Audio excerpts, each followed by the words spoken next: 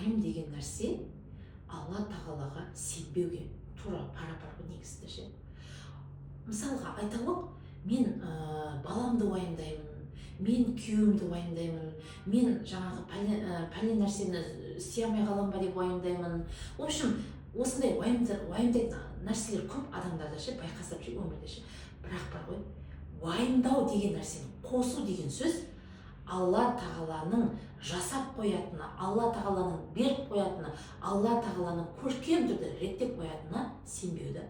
Сондықтан да уайым деген нәрсені сіз уже әдетіңізше немесе сіздің өміріңізде уайым деген бар ма, уже сол сәттен бастап ойлаңыз. Значит, мен Аллаға сенбеймін. Неге сенбейсіз Аллаға?